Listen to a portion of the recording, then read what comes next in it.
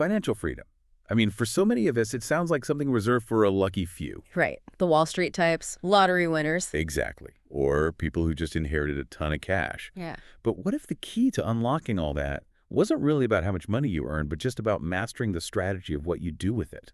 It's about recognizing and then intentionally escaping what our source material tonight calls the financial matrix. Okay, what's that? It's this invisible system that, it forces us into this loop. You trade your time for money, then you spend that money. You're right back where you started, working just to consume. Exactly. Trapped in the cycle. So tonight, we're doing a deep dive into exactly how to pull the plug on that whole system. And this entire discussion is based on a really systematic 7-step method laid out in the book L'Investisseur stratégique by the French author Bertrand Roche. Yeah, the title translates to The Strategic Investor, Buy Back Your Freedom. And our mission here is really to turn that system into a practical blueprint for you. We're going to unpack the book's 3 core pillars. Prepare, secure, and invest. That's it. And by the end, you should have a clear, disciplined strategy that's all about replacing those emotional, sort of gut-feeling financial decisions with deliberate action. Okay, let's get into it. The foundation, preparation. And step 1 is all about defining your ultimate goal. What's the actual value of your freedom? There's that great Robert Kiyosaki quote that sort of sets the stage here. Right. He said, it's not about how much money you make, but how much you keep, how much it works for you, and for how many generations it stays. And that's the whole mindset shift. Roche calls it moving away from the hourglass fable, constantly selling your time to planting fields. Meaning assets, things that generate passive income while you sleep. Exactly. But that shift, it requires precision, which leads to the mandatory first step, budgeting. And I can hear people groaning already. Spreadsheets. I know. But it's not just to restrict spending. You're budgeting to define your target. Think about our listener persona, Sandra. At first, she hates the idea. Right. I'm not an accountant. But once she actually lists out her monthly expenses, say $1,600, and then her annual stuff, taxes, insurance, maybe saving for a vacation. The things that pop up and surprise you. Yes.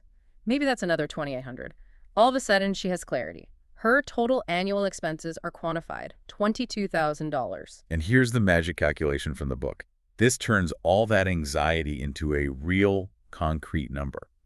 The value of your freedom is your total annual expenses, multiplied by 25. That's it. That's the number. So where does that times 25 come from? It's the cornerstone of the whole system, and it's based on the very well-researched 4% rule. The Trinity study. Precisely.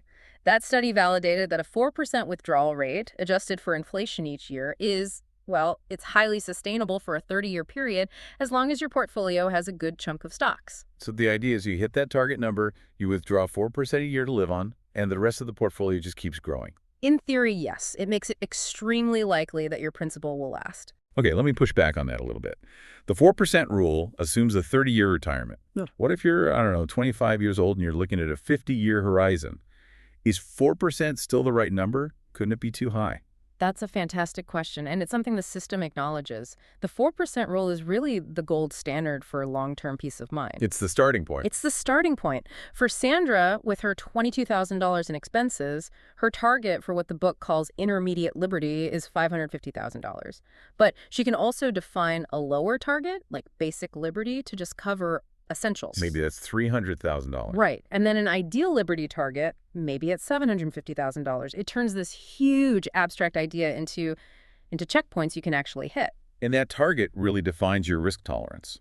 Since the goal here is buying back your freedom, we're talking a 10-plus year outlook, so volatility.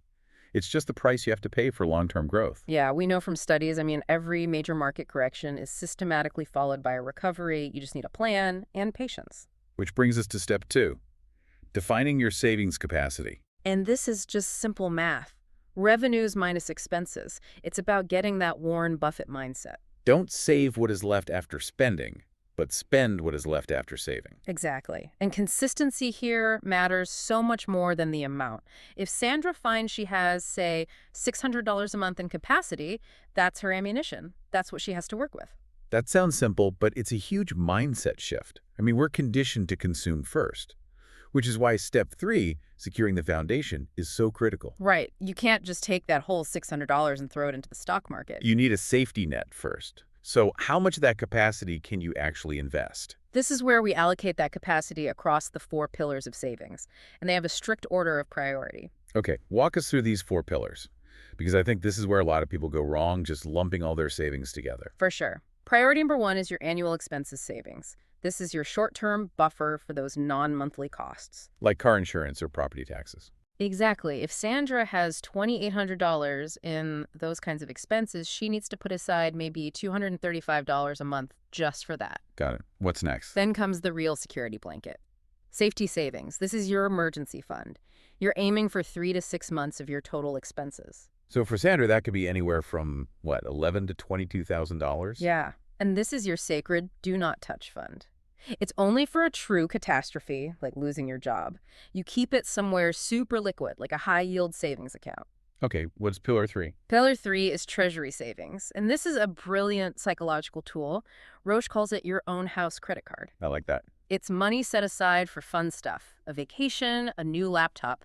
By pre-funding it, you completely eliminate the need for high-interest credit cards. And then finally, pillar number 4. That's your investment savings. This is the cash that's ready to be deployed. The book recommends a minimum of 10% of your total revenue for this. So maybe $250 a month for Sandra. And the key to all of this is automation. You set up automatic transfers for the day you get paid. The money just goes to these separate accounts. And suddenly the effort of saving it's just not an effort anymore. It's invisible. Exactly. So that brings us to the third big pillar, investing. Step 5, the assets. Here we use what the book calls the FLIRR criteria. FLRRRs. Okay, break that down for me. It stands for fees, liquidity, impôts, which is French for taxes, risk, and return. That's a great little checklist. Fees eat your returns. You need liquidity to get your cash.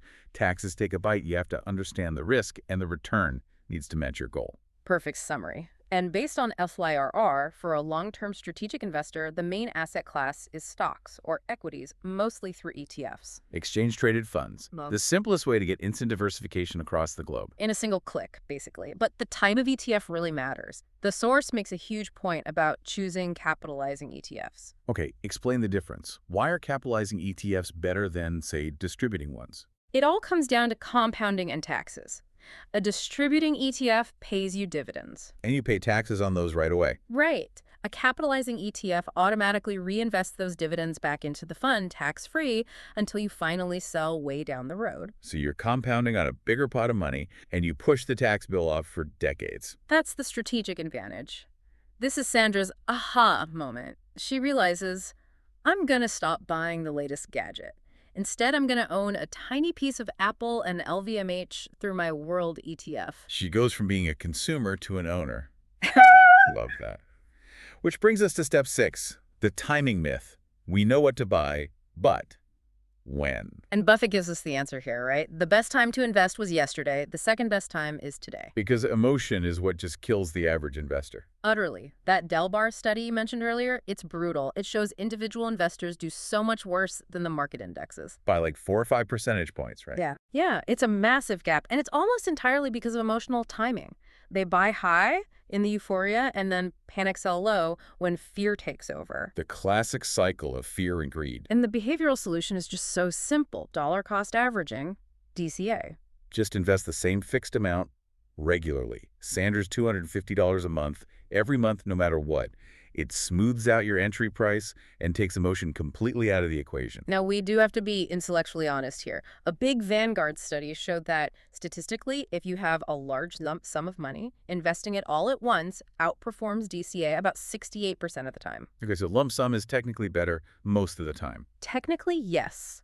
But DCA is psychologically superior. It massively reduces regret and fear, which is what actually keeps you in the game during the scary times. Yeah. For a beginner, consistency beats statistical optimization every single time. I completely agree. You trade a small potential gain for a huge psychological win that ensures you don't quit. That is a strategic trade-off. And that leads to the final piece of the puzzle. Step 7, crisis management. Market crashes are going to happen. It's inevitable. And when the headlines are screaming about a 50% drop, the natural instinct is to run. But the strategic investor's job isn't to avoid the crash, it's to capitalize on it. And this is where the most unique part of Roche's method comes in, the strategic reserve. The RS. So this is cash you set aside specifically for market crashes. Yes. This is your ammunition, your war chest to buy assets at a massive discount when everyone else is panicking. And this is different from your emergency fund, your safety savings. Totally different. This is investment capital. Yeah. And the target is, it's ambitious. You want to maintain cash equal to 50% of your invested capital. So if I have $20,000 invested, I should have $10,000 in cash sitting on the sidelines. That's the target. It translates to about 30% of your total portfolio value, and you build it by directing 30% of your monthly DCA into this reserve and only investing the other 70%. Whoa, hang on. A 30% cash position. That sounds, that sounds like a massive drag on your performance, especially when the market is booming. Why so high? It is a drag. Let's be very clear. It absolutely is. It's the price you pay for insurance. Okay. But more importantly, it's the tool that forces you to be a counter-cyclical investor. It protects you from yourself. That 30% guarantees you have the buying power and the psychological discipline to actually act when the market drops 50%. Because most people who say, I'll buy the dip, realize they don't have any cash left when the dip actually comes. Or they're too scared to use it.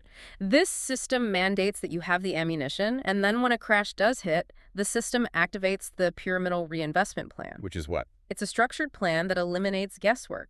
You invest parts of your reserve at predefined thresholds. For instance, you might invest 25% of the reserve after a 20% market drop, another 25% at a 40% drop, and so on. So it forces you to act methodically when your brain is screaming, sell? It takes the emotion right out. What about the opposite problem? The market just keeps going up, and your cash reserve grows past that 50% target. You're missing out on all that growth. The system has a release valve for that. If your reserve ratio gets too high, say it hits 60% of your invested capital, you take that 10% excess and you just boost your regular DCA contributions by 10% until the ratio comes back down into balance. So it keeps the cash from sitting idle for too long. Exactly. It keeps the system in check. You know, when you connect all the dots, the entire system, prepare, secure, invest, it's really just a framework to protect you from your own worst enemy, yourself. That's the genius of it. It's the process that carries you, not your intuition or your gut feelings. So the winning combo is that disciplined, regular investing through DCA combined with the tactical power of the strategic reserve. That's it. You're ready if the market goes up, and you're prepared to strike if everything goes wrong. I'm thinking about Sandra again, maybe a year after starting this. She opened her account. She automated her $250 a month. Then the market has a sharp 20% correction. Instead of panicking, she's calm. She consults her plan and deploys the first tier of her reserve exactly as planned. And she gains this incredible confidence. She realizes, before, I thought investing was for experts. Now I know it's for strategists. And because I have a system, I've become one. And that confidence is everything. It's what allows her to keep going, maybe even learn more advanced concepts later on. She sees that this whole complex world is really just a series of manageable steps. The plan is simple, it's safe, and you can adapt it to wherever you are right now. You absolutely don't need to master everything before you start. So here's the 7-day challenge. Open a basic tax-advantaged investment account and invest just $10. $10 in a global capitalizing ETF. Just plant that first seed. And start that field growing. Our final provocative thought here connects right back to the beginning. We talked about how, statistically, a lump sum investment is often better. But the single biggest cost in your journey to financial freedom is the cost of opportunity. What you miss by just sitting on the sidelines waiting for the perfect moment to invest. Which never comes. Inaction is the only guaranteed way to lose in the long run.